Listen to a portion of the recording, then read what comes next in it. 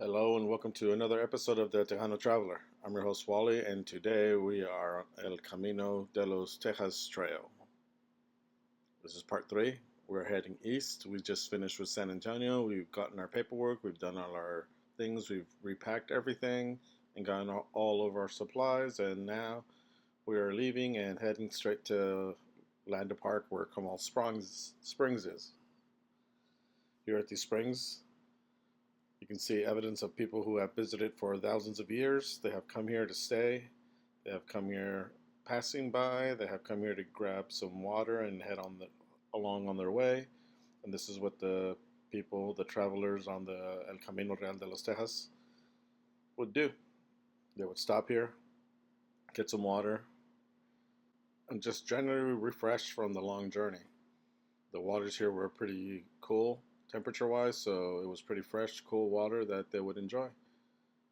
Now, close by in New Braunfels is also the Misión Nuestra Señora de Guadalupe historic marker. The mission used to be close by, and it used to serve the people of the area before it got closed down. And then we have the Foss Street Bridge, which crosses over the Guadalupe River. This place was where there was a natural ford where people would cross easier.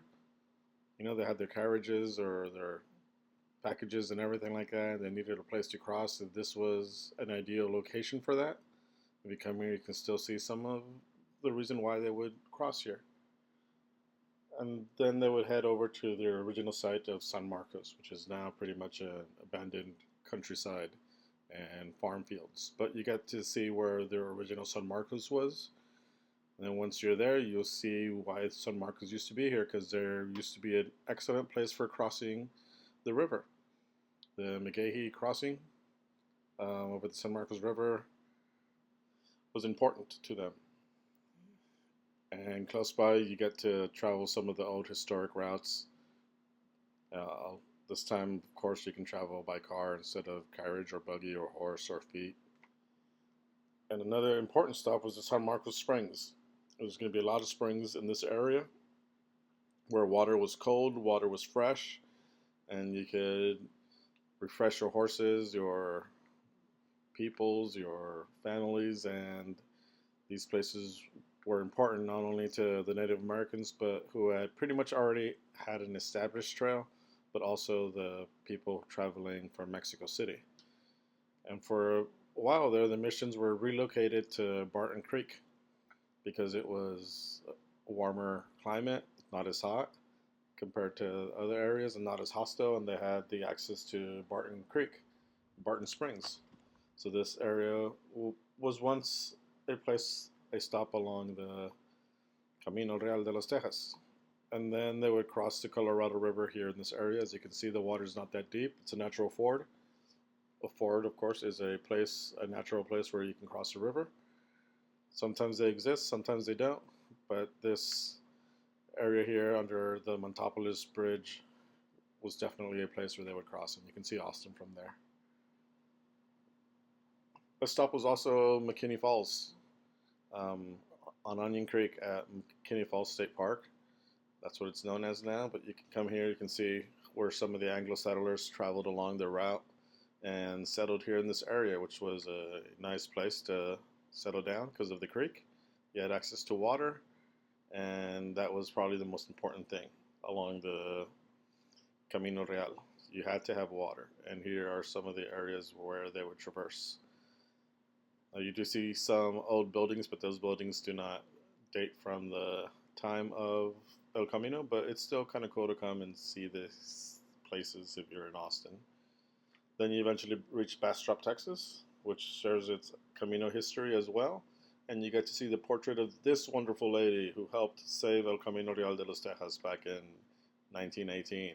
I forget her name though, but people should be more thankful for her for saving us and for preserving this history. And there it is. Those are the routes. They head to San Antonio, and that's where we currently are in New Braunfels, San Marcos, Bastrop, and now we're going into deeper East Texas. But that's for the next episode. But as you can see, this area has been continuously traveled through.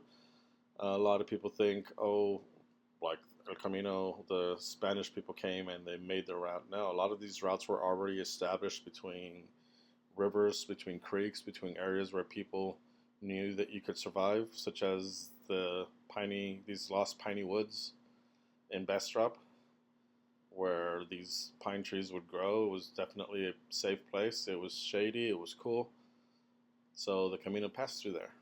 Also in LaGrange, we have a big old bluff, which was, of course, a natural landmark, and then it also became a place for where they had a brewery. But all those dates are after the Camino really existed. But you can still come here and see some of that history and see what life was like. And now we're heading more east. We are approaching the Apache Pass River crossing. Across the San Gabriel River, and that bridge wasn't part of it. That's just the part of the area now. It's like an adventure place. But you can still come here and see the old history of El Camino Real de los Tejas and how they used to have to cross over.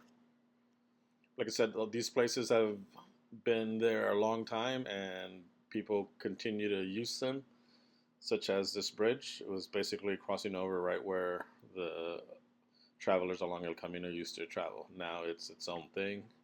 It has its own history, but it dates back to the Camino.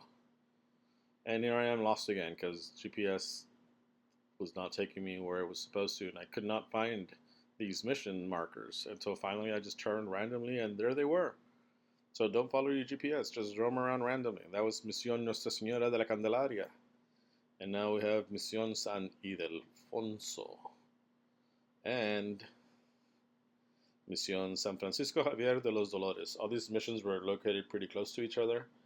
They all eventually shut down and closed in the 1700s, so we don't really have much of a record for them. Then we have Sugarloaf Bridge, which is also another place where there was a natural crossing of the river. You have to cross a lot of rivers during this journey, so you look for the easier ones. And one of the landmarks that people would look for was Sugarloaf Mountain, which was a natural peak that you can see from far away.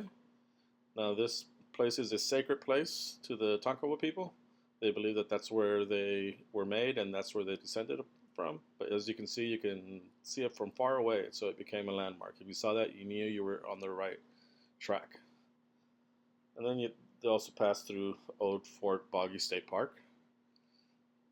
These areas, wooded areas, were very good for the Camino.